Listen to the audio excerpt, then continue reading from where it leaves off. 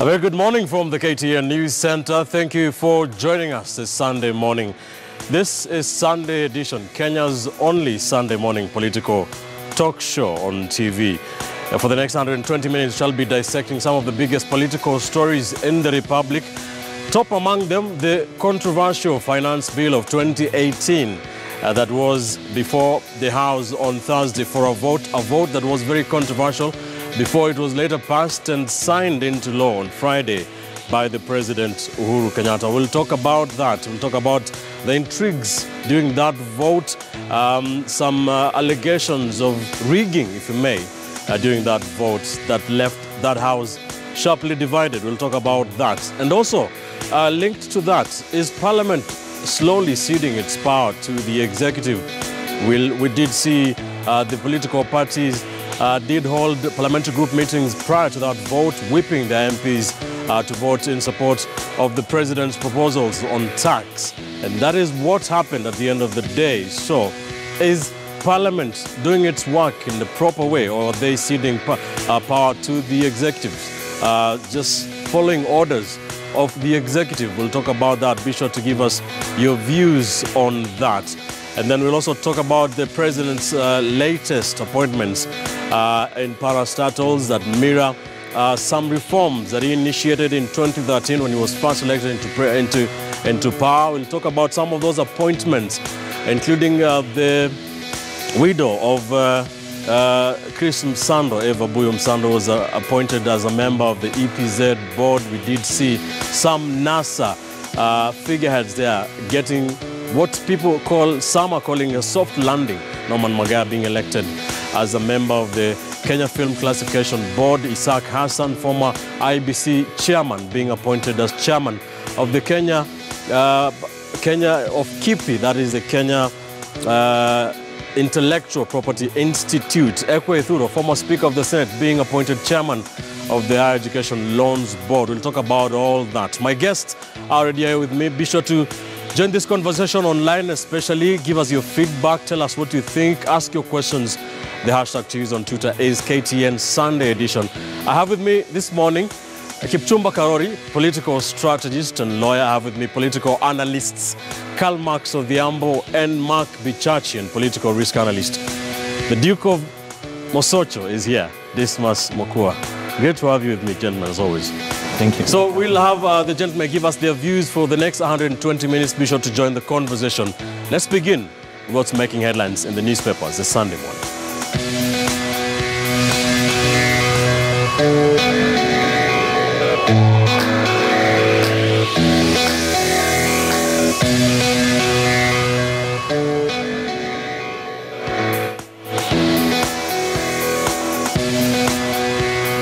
All right, let's begin with what's happening in the newspapers this morning. Let's begin with the Sunday Standard. Puzzle of 1 billion shillings a kilometer roads. This is a question being asked by the Sunday Standard. Is this value for money? Exactly how much does it cost to build a modern road? 380 billion Mombasa-Nairobi Expressway is the story here. It's to be funded by the US, joins emerging league of 1 billion per kilometer roads, increasingly being criticized by economic analysts. Dismas, let me begin with you. You always say that development should be disruptive. Should it be this disruptive, 1 billion a kilometer? Well, it should be disruptive, but not in terms of cost. And Ben, incidentally, the year 2013, I did research on the cost of doing roads in Kenya. And then the figures were very shocking. In 2013, it was 83 million to do an average road, 7 meters in Kenya. All right. While in Ethiopia, it was 34 million, and the DRC was 20 million. So that's 2013. And if you go through this story done by Vincent, it's now gone up to 181 million. So almost 100 million on top of the cost in 2013. Yeah. And then when I was doing my investigations, I did ask, why is there a big difference? And of course, when you speak to road engineers, they'll tell you there's the issue of topography, there's the issue of the professional fee, and the quality of material. Yes. There are very few engineers who will admit that there is a corruption in the road construction. And that's the reason why Kenyans, for some reason, or actually I think the entire of Africa, have got a very high appetite for Chinese contractors. because outside the normal cost makeup, there is the cost of corruption which is captured. And that's why you see lately, majority of African countries don't want to do business with the West. They want to cut deals with China, where there is normally an incentive for corruption. So if you're going to have a development program which is disruptive, let it be disruptive but serve the people's interests. And we shouldn't allow our public officers, when they're coming up with the cost build-up of infrastructure projects, to capture corruption. And if you look at the cost of these roads, there's a very high chance that up to 50% goes to corruption. All right. Mark, the CS in charge of transport, James Macharia, was quoted saying, you can go to a shop and find one suit costing 10,000 shillings, and you go to a second one to find another suit costing 1 million shillings. You need to look at the road designs first. Does this make sense for you?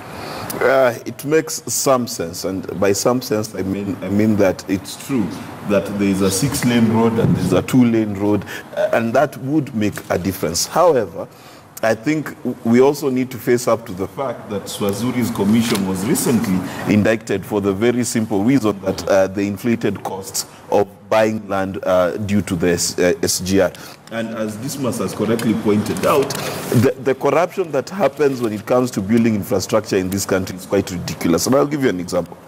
There is word that Ketraco, when it was trying to build the high energy pylons across certain areas of this country, that officials of the Land Commission would buy land and then triple or quadruple or even 100 times make the price higher than it was, so that they could be the beneficiaries of said corruption. One of the biggest challenges, in fact, the construction of the road near James Geshuru has suffered the same fate, where unscrupulous individuals want to inflate the cost of land, so that now it becomes expensive for the government to buy that. And that is a factor of corruption. Then let's also not forget where we source our materials and how we get those materials and who is doing what and the profession of it. So at the end of the day, we have to admit that there is a corruption challenge. These costs can be lower despite our topography, because if we were to argue topography, then Ethiopia should be just as expensive. Large swaths of the Rift Valley reside in Ethiopia. So Ethiopia has the same physical challenges as Kenya, but we know it is millions cheaper to do roads in Ethiopia than it is in Kenya. Karl Marx, one of the questions I have had a lot is, why did the government build the SGR and then now building an expressway to Mombasa? Does that question arise? Yeah, precisely, Ben, because, you know, this is now parallel. SGR, the road again, there is also another highway. So then, what is the essence? Why must we actually now make it to look like Mombasa is everything? And again, you look at it in terms of Ethiopia, by the way, if I put it, I pick it from where my colleagues have led. Ethiopia, they are doing the same roads. That is the Motso, is it the Motso and whatever, the Mojo and the Hawassa road, the same as Mombasa and Nairobi road. In fact, the topography is the same, but they are doing it at 350 million per kilometer. But now, Mombasa, Nairobi, we are doing at close to 1 billion. Now, that tells you that there is a problem when it comes to the single sourcing of contractors.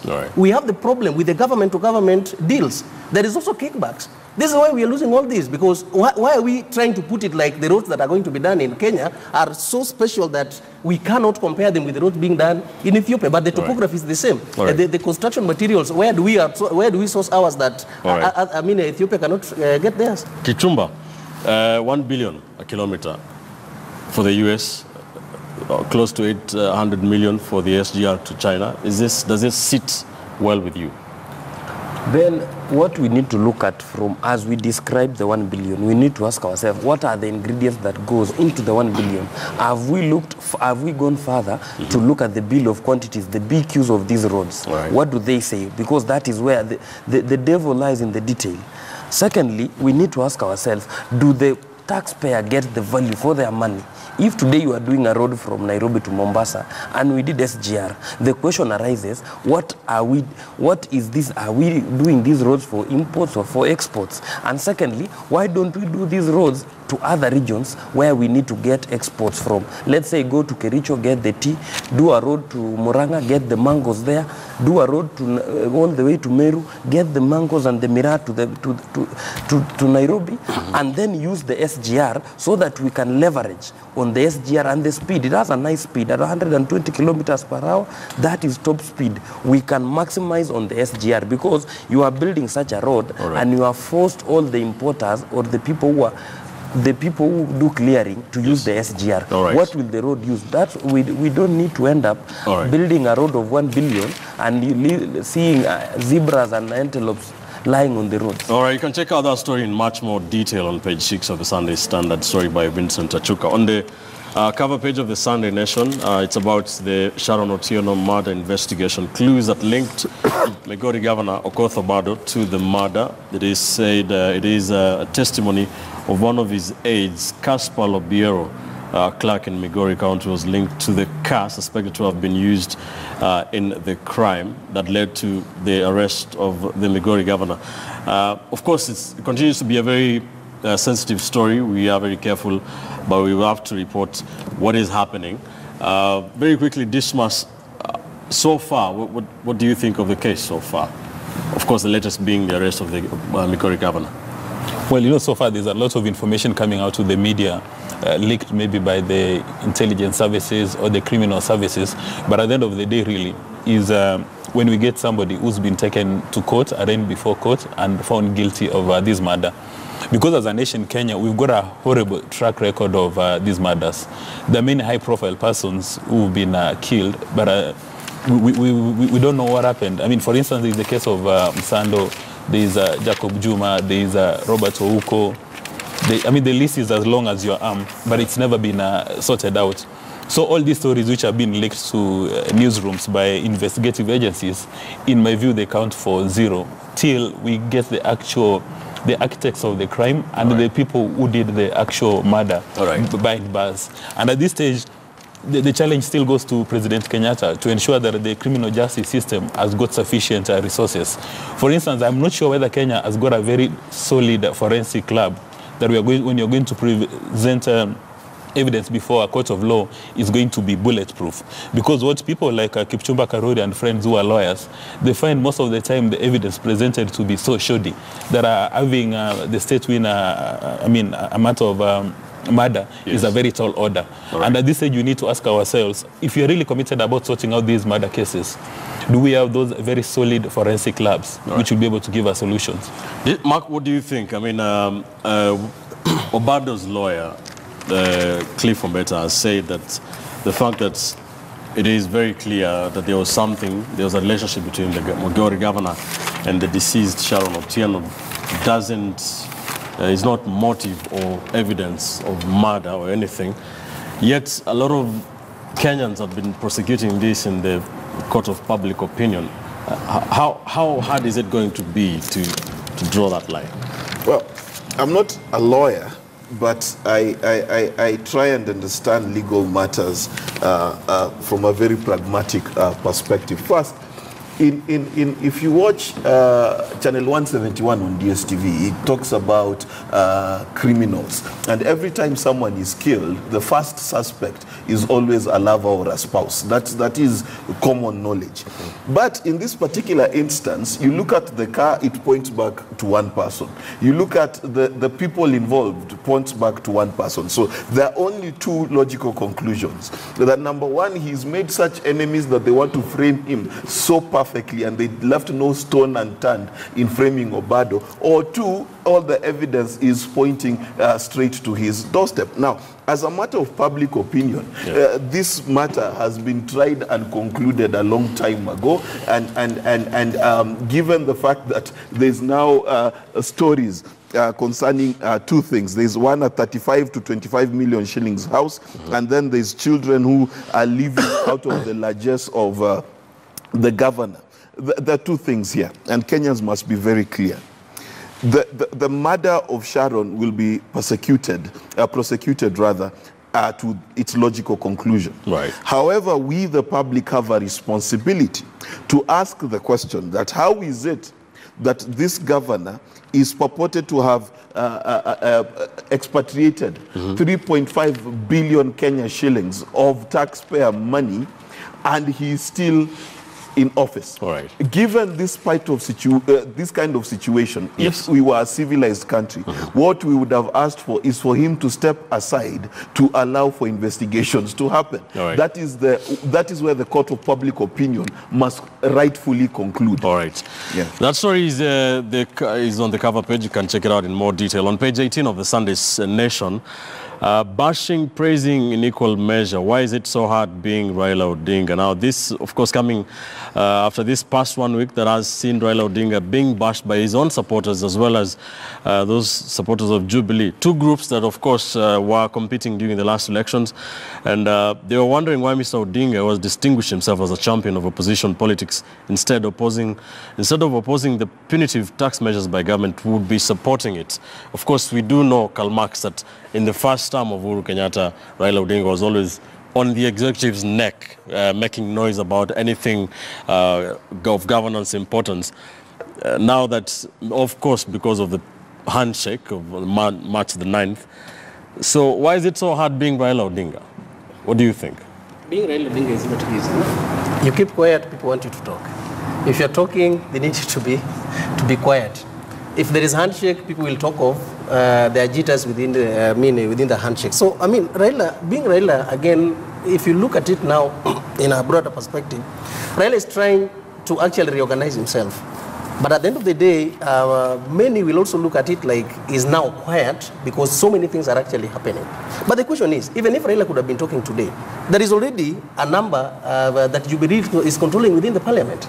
So then there is nothing much that he could have done. Okay, fine, the noise could have been there. But finally, they could have also still, they could have actually done the same thing they did in that parliament. You could see there is a lot of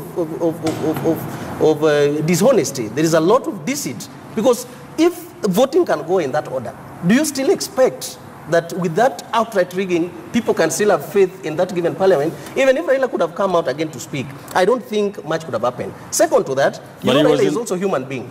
Yeah, we will attack today, we attack tomorrow and all that stuff. But then the reason, I mean, do we have anything changing from the time to time when we talk of Raila doing this stuff? We'll get into the drama that happened in parliament. Kipchumba, what do you think about the position Raila Odinga finds himself in? He's of course, in bed, politically speaking, with Uhuru Kenyatta. He can't oppose Uhuru's tax proposals. In fact, he whipped his members of parliament to vote by Uhuru's and even congratulated them for passing the, the finance bill of 2018. What do you think? Then Raila remains in a catch-22 situation, but it is a situation he has driven himself into a point whereby you are in a position you don't know which side to lie to, because there is reports within the media and everywhere that Raila told his troops to go 50-50. And again, there is also reports that when he came to the public, he told the world that I support the bill. Therefore, it becomes difficult to understand Raila the politician. But for me, I get him because it's a political strategy. Going forward, Raila is trying to rebrand himself within the armpits of the handshake and the issue of building bridges, but he's trying to position himself for the 2022 election. Right. So for him, it was politics as usual. All right. Let's move on to something else. Dismas, very quickly, there's a story on the Sunday Nation on page 19, a story that was very much in the headlines last week. That is the story of Pumwani Maternity Hospital, the debacle that happened there with the bodies of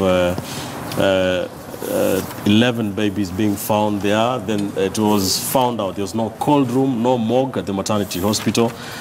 Sonko brought a lot of drama, donated some cool boxes. What do you take from all this? Ben, you know, the Nairobi governor, if you're not aware, is Mike Mbuvi Sonko. And he's the one who is supposed to provide a budget for Pumwani Maternity Hospital.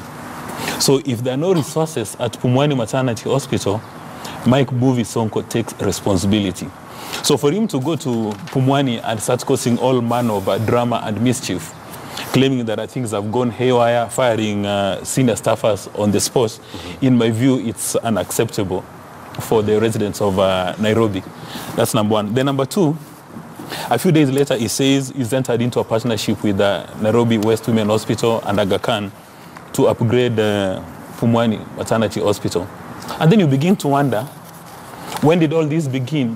When did he invite healthcare providers in Nairobi, or rather maybe in the entire world, telling them I want to form partnerships for Pumwani? When did they get the designs done? When was all this done? And you remember in high school, you must have read a story about Simon Makonde, who was born on a Monday, did several things, and died over the weekend. So whatever Sonko was doing is a mischief, and he thinks all Kenyans are very stupid that they'll buy his drama.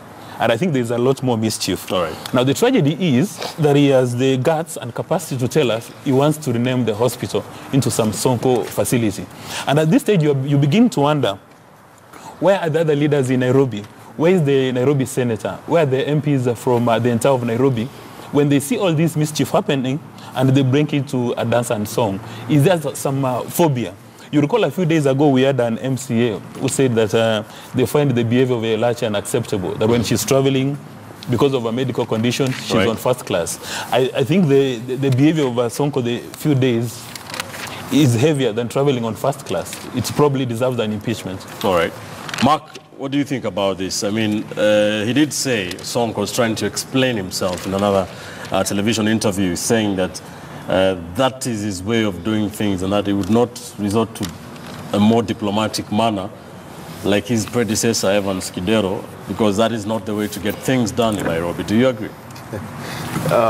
You know, let me tell you, as a communication strategist, we do this kind of things all the time, where you want to leverage public opinion on a certain way so that you can get the budget necessary to make the changes that you want. Right. However, he totally botched it up when you visit Pumwani Hospital, which Dismas has correctly said is under your charge. Then you expose basically yourself, and then 2 days later decide you are launching the Sonko Pumwani Hospital. There are a number of things there that are very ridiculous in my mind. Number one, why don't you just come up with a plan in the first place? Why did you need to expose this hospital, which you yourself know does not have the facilities, okay? In as much as I do not think it is right or proper to store babies in paper bags and in carton boxes, they should have had better ways. But the fact that you come up with a self-named hospital 2 days later is, to me, I think, an abuse to the collective intelligence of Nairobians. I think it is a stain on the likes of Sakaja and the other MPs and MCAs in Nairobi. And it's actually time that we as a county need to actually begin to hold Gideon Mbuvi to account. Because either we start writing op-eds secretly saying that there are adults in the room in County Hall, or we start talking about can we impeach the governor, but we need to have serious conversations about Nairobi. And Governor Sonko, I'm very sorry, but I am one very depressed Kenyan every time I see you doing these social media campaigns of yours. All right. Karl Marx, do you agree? I mean, do you agree with Sonko that this is the only way to get things done in this county? You know, Sonko is a populist politician, and he will always do everything to look like it's going to happen today. Tomorrow everything has happened, and we have a new Pumwani with the name Sonko, and all the staff are there. If you go to ICU, you have almost the facilities well equipped. But the problem is there is no leadership in terms of the structures of Sonko. So if he wakes up, he doesn't want to care. He doesn't want to follow any protocol. He's a guy who can do anything because he believes that he will never be held accountable. But one thing he needs to realize, Pumwani actually falls within his docket. We don't even need actually somebody to expose for us Pumwani. In fact, when Sonko is exposing Pumwani, he's the person exposing himself. So Nairobians need to take him, actually, by the way, today we could have been talking about the people power.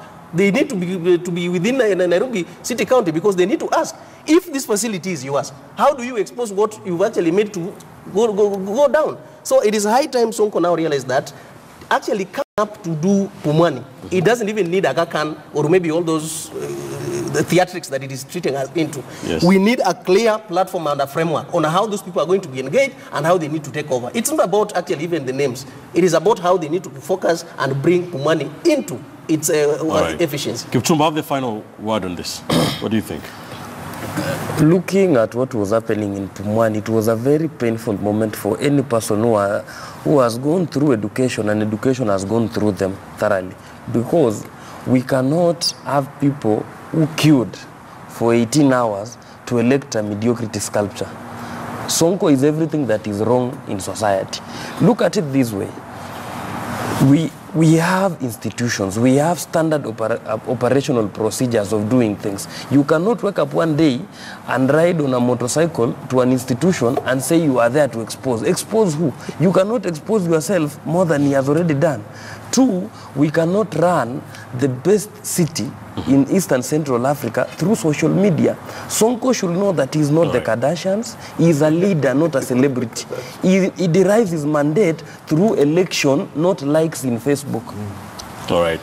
Thank you so much. You can check out those stories, the most comprehensive coverage on the Sunday Standard. Be sure to grab your copy. And of course, on page 12 of the Sunday Standard, there's a story by Dr. Mercy Korir about Louis Otieno's transplant, cochlear implant surgery that went on. Now you can hear again the details there, of course, by our very own Dr. Mercy Korir. You can check it out in detail. Page 12 of the Sunday Standard. Let's leave it there and take a quick commercial break here on Sunday edition. When we come back, we'll be getting into the drama and the intrigues of that vote on the finance bill of 2018 that happened on Thursday. We'll take you through the motions and try to get the gentleman's views on the finance bill 2018, the very controversial bill that was finally signed into law by the president on Friday. Don't go too far.